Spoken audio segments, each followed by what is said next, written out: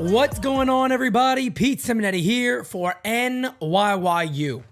So this morning, guys, I'm down here doing my work as I always do, and I'm just sitting around thinking about the Yankees and where they currently stand. And I'll be honest with you, forget about making the playoffs in 2023. Look, as I've been saying in Game Season Live, as I tweeted last night, stranger things can happen. And of course, you never know. You can never predict baseball. Sometimes you talk about the offseason and things go way different than you ever expected it to. But what I do want to talk about today is that the one thing that this youth movement has had on the Yankees is the Yankees, one, are playing better. But for an organization as a whole, I think the fan base feels even better. And no, we should not lose sight on the errors and the wrongdoings of this fan base. There's no denying that. We shouldn't look back and go, hey, guys, well, Brian Cashman has something to do with some of these guys being here. True or not, however you see it, doesn't let everything else go. The Yankees haven't won a chip or been to the World Series since 2009. Getting to the World Series is not easy. We understand that. But as a Yankee fan, there are a couple of things that we should really, really be excited about. We should really be excited about the future of this club on the field. Take a second and forget about the leadership, meaning ownership, front office, coaching staff. Forget about all that for a second. Think about what we are now starting to see, and even forget about the idea that we should have done this earlier. As you guys have heard me say countless times, that the New York Yankees should have started this process much earlier. And I'm not talking about Jason Dominguez, I'm talking about other guys. But, folks, we are right now seeing a team that is going to be getting younger, and getting younger very, very quickly. And it should make every Yankee fan excited. Anthony Volpe isn't having this, oh my God, unbelievable rookie year. But over his last 60-plus games, he has been exactly the guy that I was trying to tell you guys, forget the 300 number, 250, 260, good power, great speed, good defense. Doesn't have a great arm, but he can stick at shortstop if you need him to be. If the Yankees really wanted to to swap out him and Peraza, which I don't think they will, I think Volpe's going to remain a shortstop, and I'm okay with that. Do I think it's the best move? No, I think if you got a better shortstop overall, they should be there. But it's not a knock. That's a preference, not a must. That's not going to hurt the team in the sense of, oh my God, we can't win with him being there. It's not an IKF situation. Anthony Volpe's a mainstay. The Yankees got to start considering, do we let Volpe have one more good year and then we lock him up? Because that is the way the Yankees need to start going. Jason Dominguez, we already see what this kid could be. The one thing about Dominguez, forget the numbers. His presence to me tells me everything you need to know. Jason Dominguez came up here and the kid hasn't looked overmatched at all. Even in the way he looks, he's just there like, okay, I'm playing baseball. This is just a bigger park and more people. It's like it doesn't matter. And I tell you what, a lot of times you hear some nicknames and you're like, I don't know. The Martian nickname is really friggin' good because he does seem a little bit out of this world, doesn't he? Forget the numbers. Just, he's up there smiling. Justin Verlander's on him, man. He's in enemy territory. He's like, all right, yeah, who cares? You know what I mean? He's like, what's the matter? His presence to me right now is the most telling thing about what Jason Dominguez has a good chance of becoming. Yankee fans should be happy. Austin Wells. You watch him play behind the plate, and there's nothing you really look at and go, God, that catcher's looking tough behind him, man. A lot of this and that. There's some things I've seen. He's getting nothing but high praises, and he's gotten that even in the minor leagues about his game calling, his pitch framing, his receiving, all that. His blocking is not bad. His throwing arm is not fantastic. He's also a very athletic guy for being a catcher, which I think is only going to benefit him. You should be excited. He's a lefty bat, and he looks like he can control the bat. Not everybody's going to be Dominguez and come up in his first 5 games and have 3 bombs and an 800-plus slugging. Not everybody's going to be that. Oswald Peraza is now again starting to look like Oswald Peraza that we've expected and that we were seeing in AAA this year. He is starting to drive the ball to left field. He is a very, very pull-happy hitter. That is not necessarily a bad thing. I would like to see him work on that approach, though, a little more to right field every now and then, specific to the count, potentially. But those are things that a good hitting coach could easily work on. As you guys know, Sean Casey came out and was like, hey, man, whatever makes you most comfortable. If it's a leg kick, we'll figure out some other things after that. But go with what makes you comfortable right now. Be you. And it's made all the difference in the world. He stopped the whole toe tap thing that the Yankees wanted him to do, went back to the leg kick, and he's hitting the ball again with authority. Fast, great defense at third base. I think he might stick at third base. I know some people say second. I'll be honest with you guys. I prefer third. The only reason being is because that throwing arm is so powerful. Kind of wasted at second base, even though it's good to have utilized. Robinson Cano had a great throwing arm. He's a very good second baseman. Not even going to get into Glaber tours and all that other stuff right now. Just talking about why you should be excited. Everson Pereira hasn't gone off yet, but I think it's in there. I do think out of all the guys right now, Everson is pressing. There's no denying it in my mind that Everson Pereira is pressing. No question. I think he has a chance of being fine. If not, maybe he's a guy that's your fourth outfielder, revolving around a little bit next year, getting a lot of playing time, but doesn't have that guaranteed position in the outfield. And we're going to talk more about other options. Drew Thorpe, Chase Hampton, Spencer Jones, Trey Sweeney, Augustine Ramirez, Neely. These are all names that are very, very close to impacting the Yankees, whether it is on their team or via free agency. Jared Serna, Brandon Beck. These are all names that are approaching that time that Yankee fans should be excited about. That is just on the youth prospect side. This offseason, there's a lot of names out there. Yoshi Yamamoto. You guys know how high I am on him and how the baseball world is as high they are on him. I think he is 1A for the New York Yankees to fit into that rotation right there with Garrett Cole, Carlos Rodon, and Yamamoto. Whether you do that, Cole, Yamamoto, Rodon, however you like. Clark Schmidt, that's shown like he could be a good guy. Maybe he's also a trade piece now that he's showing, hey, I could be a regular starter. Drew Thorpe is about as finished as a product as you find in the Yankees minor league system because that's who he is. He is a pitcher. He also got a great pitcher's body. I think that kid could be special. Who knows what Nestor Cortez is going to be? What do the Yankees do there? The bullpen got a little bit of concern, but I talked about guys like Neely. There's some free agents out there. The Yankees got some free agents currently on it. But the one thing I will give them credit for, they typically figure out a way to put together a decent bullpen. The usage is another conversation. Cody Bellinger's out there. Cody Bellinger is out there that's available.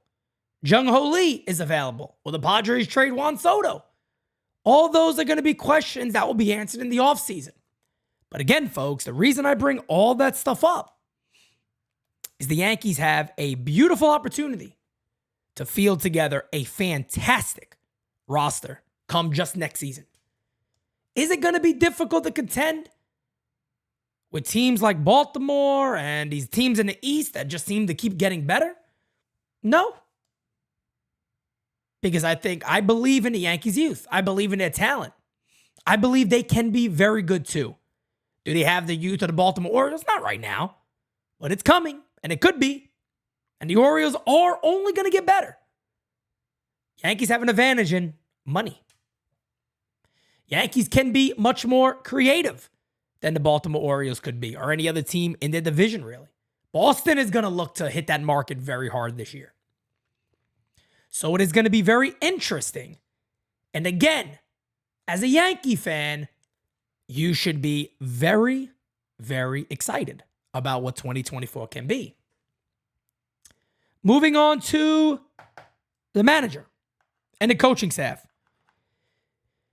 If you choose to believe whoever it is you choose to believe when it comes to beat writers and people writing articles, I did read something very, very interesting. I want to say it might have been Bob Klappich. I forget exactly. It might have been John Heyman. I don't know who it was, to be honest with you. But There was talks that, I personally believe that Aaron Boone will ride out his contract. He got 1 year left. I don't think the Yankees are going to fire him. I think Boone will be back. September alone right now tells you that Boone is probably going to be back. Whether all those other months mean anything, he's probably going to come back. Do I like it? No. I do not think Aaron Boone should be the manager of this new crop of players that need to be held accountable. I do believe that Aaron Boone has an accountability issue because he is too buddy-buddy with the team. We've heard the team's comments. Aaron Boone is probably an easy guy to get along with. He is probably very likable. That means nothing when it comes to being a manager. You got to have a level of authority. And by the way, a couple of these articles I read said that the Yankees feel that he could become a good manager, but he's not there yet. And they feel that his bench coach may have to be somebody that is a veteran that has been there and done that to help and assist him with moves that need to be made throughout a game. I made this prediction weeks ago that I think you got to pay close attention to who the Yankees bench coach will be in 2024. I do think you may get a veteran bench coach, somebody that's been there already, maybe a somebody that's been a coach for a while now, but is a little older, been in the game for a minute, and it's going to get a promotion from maybe a coaching role to a bench job role in that degree. Front office wise, I do believe there's got to be power taken away from Brian Cashman. I don't believe he'll be fired unless he walks away and goes, I refuse to do that, and whatever. But I do think, I don't know if it's Sabian and Minaya, I don't know. But I do believe that there is other voices in the ear to Hal Steinbrenner right now that are talking up the youth, that are talking up a different direction that this organization must go. And I think you may see some of those powers removed from Brian Cashman where he's not the one solely making all these decisions. I don't know what that looks like. I got no clue. I am not in the front office. I got no idea. But I do think you may see that possibility. I do believe, because I was told this, that Hal Steinbrenner has kind of taken over this season.